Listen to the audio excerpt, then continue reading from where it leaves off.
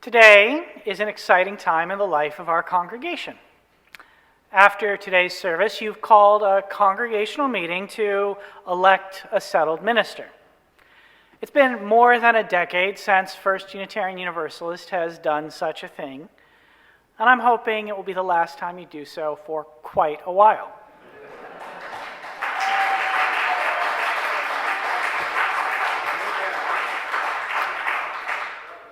I'll admit to being a little bit biased, since I'm, after all, the candidate, and I would like us to have a long ministry together. The congregation's membership has stated that you aspire to be a growing, multicultural, multi-generational, and multiracial congregation that serves as a pillar congregation for Houstonians of many faiths.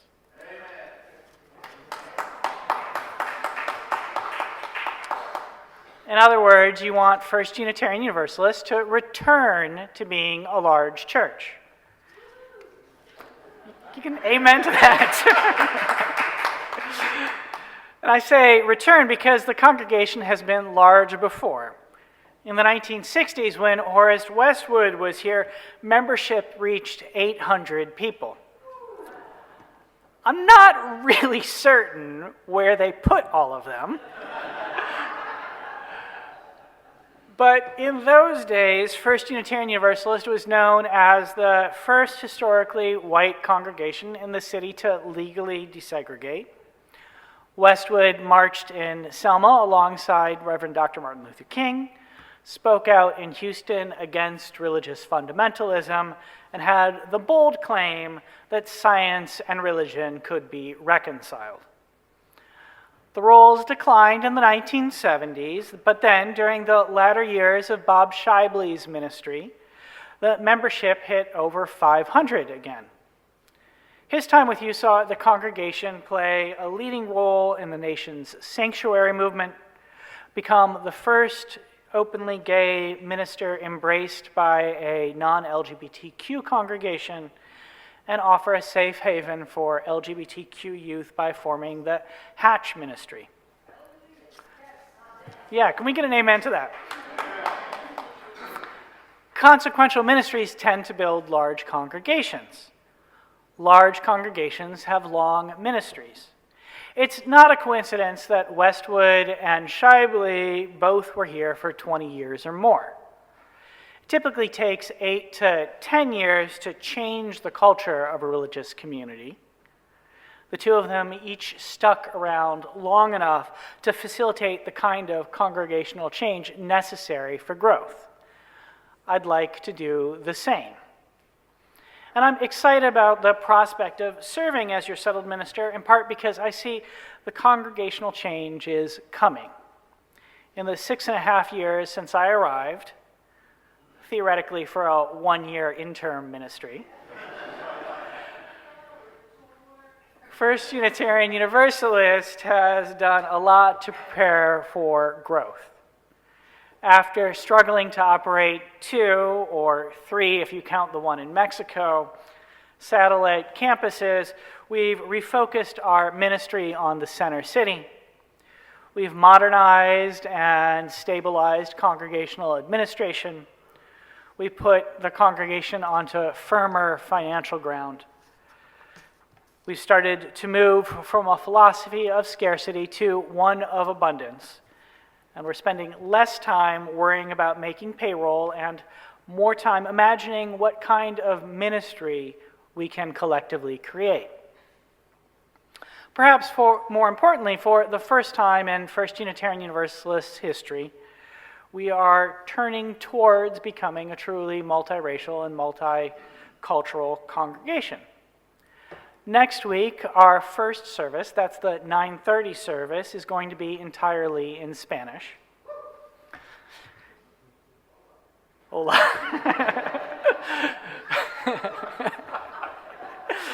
I don't know what amen is in Spanish, actually. I just realized that. I got to figure that out in the next 7 days, okay? It's probably the same, right? Because it's Hebrew. Our Sunday morning worshiping community is growing to be more diverse. The next chapter in congregational life is important, and I'm honored to have the opportunity, the invitation to build it with you. Typically, when a congregation is considering a candidate for settled ministry, the person does not have a long connection with the congregation. The regular search process involves the search committee sifting through numerous candidates in a national search and then presenting the best one to the congregation for consideration. In such circumstances, the membership gets to know the candidate over the course of a week. The minister arrives and preaches a sermon. Then, the next Sunday, the minister preaches again and the congregation holds a vote. In between, the congregation and the minister get to know each other. It's quite a leap of faith. Some of you have been through that process. The first sermon is usually autobiographical. The second one spells out something of the minister's vision for the congregation's ministry. So, about that first sermon. Our approach has been different. You constituted a search committee. They surveyed the congregation. And they came to the conclusion that a solid majority would like me to remain as First Unitarian Universalist's settled minister. Amen. Thank you. I can't do a, can I get an amen to that one? I'm sorry. I've already been your minister for several years, and the situation actually calls to mind a verse from the old Philadelphia soul song. If you don't know me by now, you will never, never, never know me. And I think we can dispense with largely with the autobiographical. Many of you know that I was raised Unitarian Universalist, and I'm the product of an interfaith Jewish and Christian family. You probably recall that Sade, Asa, and Aiden and I live in Midtown with two cats who are overly fond of wrestling, and a sweet dog with a heart condition. You might even remember that I'm a sometime academic who can often be seen riding my bicycle around town and who believes that both mushroom foraging and dancing are legitimate forms of spiritual practice. And if you cannot recall any of those details, I think we can dispense with them from a line from that great late 20th century scriptural text, The Hitchhiker's Guide to the Galaxy. It's a work of science fiction. In it we find the biography of the erstwhile president of the galaxy, the man who invented the pan-galactic gargle blaster, recently voted the worst-dressed sentient being in the known universe for the 7th time, summarized with the statement, Zaphoid Beeblebrox is just this guy, you know?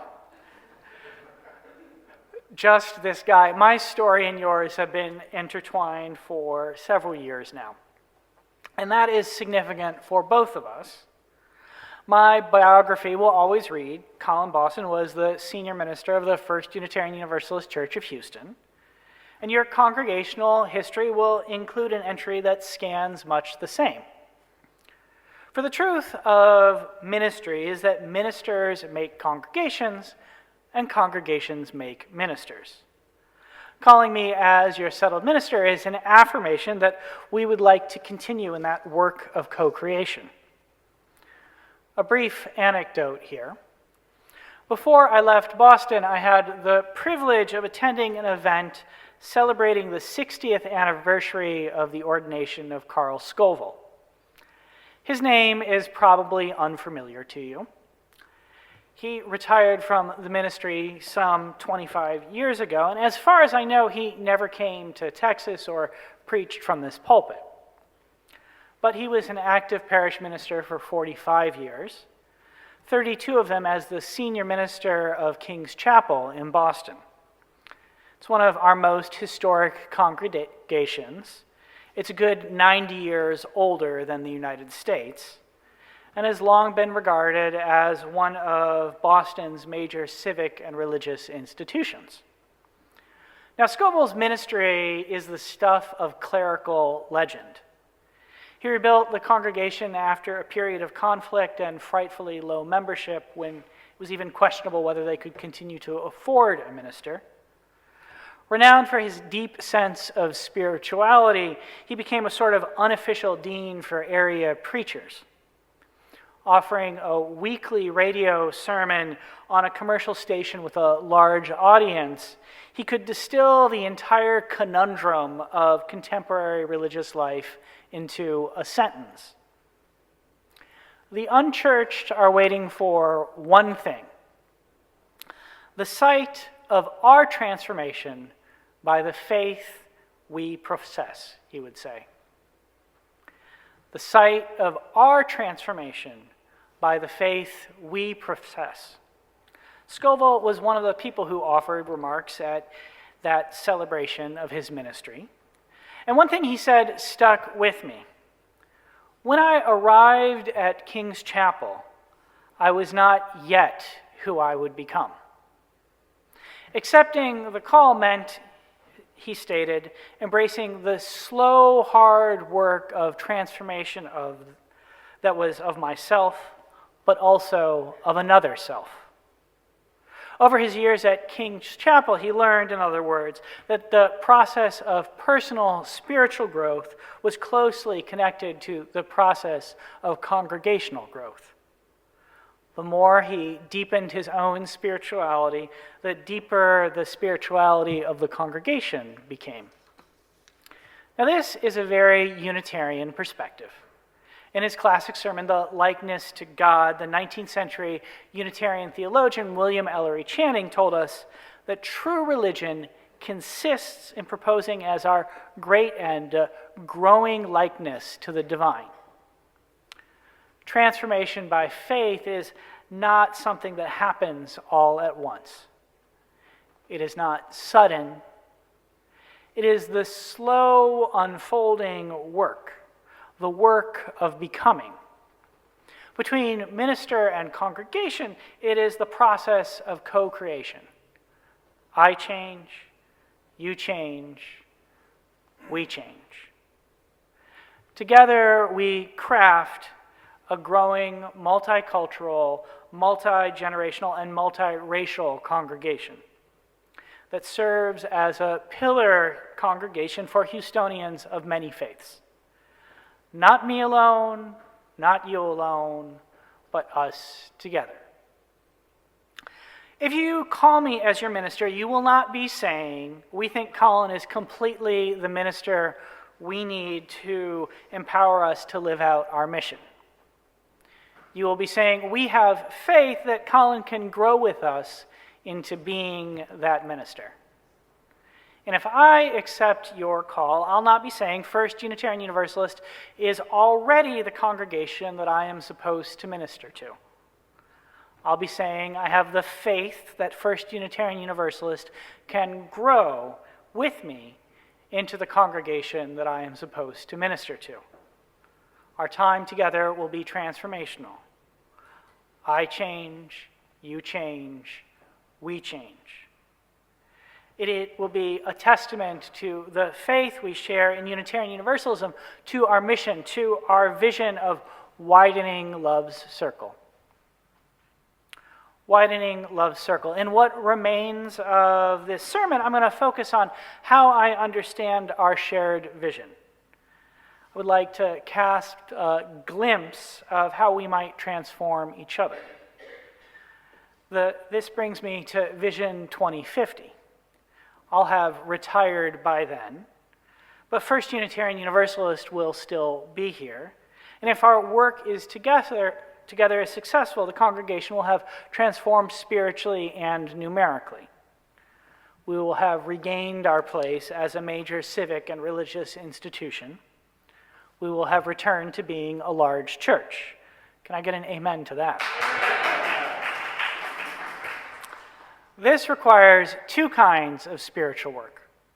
Sometimes they get referred to as the narrow gate and the wide gate, or the narrow path and the wide path. The narrow gate, we might think of this as the process of individual transformation. The wide gate, we might think of this as the work of collective transformation. Jesus is recorded as having some particularly foolish words about them in the Gospel of Matthew. There we find the advice, enter by the narrow gate. Wide is the gate and broad the road that leads to destruction, and many enter that way. Narrow is the gate and constricted the road that leads to life.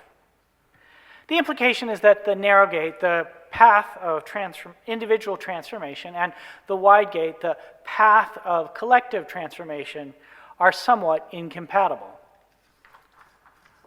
The Christian New Testament, incidentally, contains a great number of contradictory statements. So, in it elsewhere, Jesus offers paradoxical positions embracing the wide gate, but that is a subject for another sermon. It's not the query we're after this morning. Instead, we just need to know that in order to live out our shared mission, we will need to engage in both kinds of spiritual work. I will need to change, you will need to change as individuals, and we will need to change as a congregation. Before I say more about that transformational work, I have to offer you the difficult reminder that we will be doing all of this through hard times.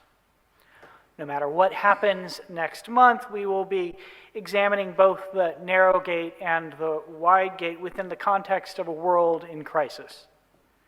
So as I said last week, no matter who wins, it's hard to imagine that the United States will stop selling arms to Israel. No matter who wins, poverty will be allowed to persist. No matter who wins, resurgent white supremacy. No matter who wins, rising oceans, warmer summers, and fiercer storms. Hard times. Context is everything, Carl Scoville told his fellow clergy at that gathering. But so often, religious communities act as if they live in a world without context. The spiritual life, the narrow gate, and the wide gate unfold on this terrestrial realm, in this world, not someplace else. We can only undergo collective transformation, individual transformation, amid all the tumult and the strife, as our closing hymn will tell us. And as for our readings this morning, I've pointed us to two guides who I find useful in such work. The first is the Chinese poet and scholar Du Fu. He's an inspiration for my own pursuit of the narrow gate. The second is the Unitarian Universalist theologian Rebecca Parker. She points the way towards the wide gate. Du Fu is considered one of humanity's greatest writers. It's frequently compared to William Shakespeare and Victor Hugo. His early life was marked by challenges. It took him a while to become established in his career. But by his mid-40s, he had achieved a measure of success and secured an appointment as a minor but well-compensated civic official. But even before he could start, disaster struck. China was plunged into one of its worst civil wars. Over the course of the next 10 years, more than 2/3 of the country's population died. Du Fu was forced to live into the life of a wanderer. He struggled with poverty, he struggled with hunger. One of his children died. But he also continued to pursue the narrow gate. In unsteady conditions, the bitter cries of 1,000 households, he created above the noise of battle, poetry and letters that persist in silence and solitude. Some of his words infuse my wakings, come unbidden to me in hard times. Flowers and the dragonflies dipping the surface of water again and again. I cry out to the spring wind and the light and the passing hours. We enjoy life such a little while. Why should we humans cross each other? I cry out to the spring wind. Dofu for me is a reminder that the narrow gate can be pursued however life unfolds. Even in the hardest of times, we always contain the likeness of God, as Channing put it, or the possibility of becoming more fully human, more truly ourselves. We are in for hard times, and in these hard times, we are called to find our own narrow gates. I cannot take you on that path.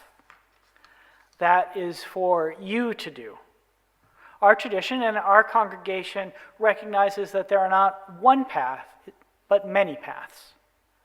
Perhaps Dofu is meaningless to you. Maybe you hate poetry. I'm going to amend that one. Through my preaching over the next years, I hope to help you find your narrow gate, whatever it is. And Reverend Scott and I have done some of that work in the past years. Just last year, our Lives of the Spirit series directed you to some of the great spiritual activists of the last century. In what is to come, we intend to help you look at such narrow gates more deeply so that you might discover the ones that help you fiercely kindle your inner spark. But neither of us can walk through the narrow gate with you. We can only point the way.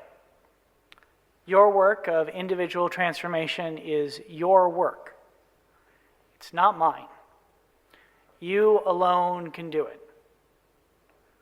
So let me ask you, do you know where your narrow gate lives?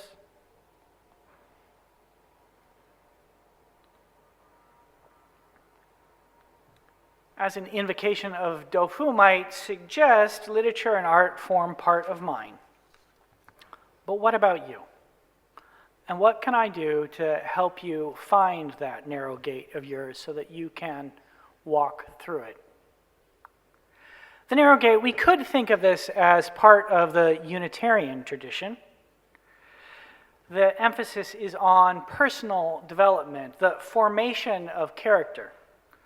There, the minister serves as spiritual guide and tries to encourage you on your way. The wide gate, in contrast, reflects our Universalist heritage. It's found in the hymn we sang earlier, "What Wondrous Love." What wondrous love is this, O my soul, O my soul?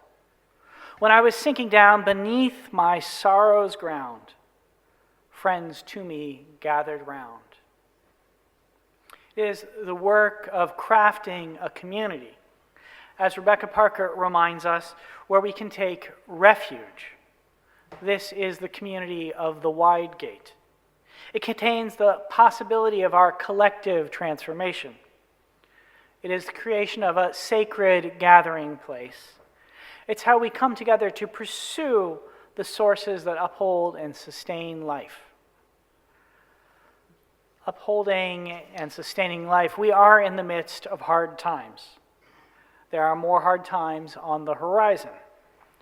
If we are to devote ourselves to the work of widening Love's circle, then we will need to figure out how to build a strong enough congregation to carry each other through. We'll be called to create a religious community that is tough enough to keep hate out and hold love in. We are called, as our choir reminded us, to be a place of hope.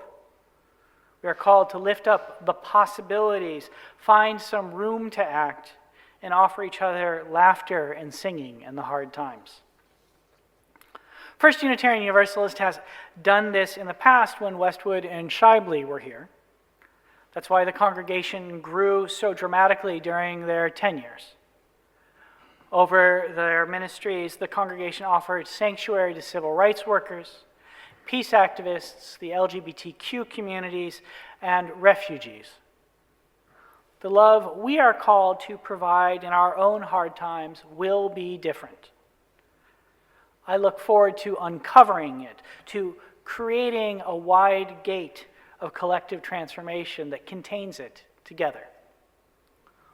The wide gate, the narrow gate, widening love's circle, becoming a growing multicultural, multi-generational, multiracial congregation that serves as a pillar congregation for Houstonians of many faiths.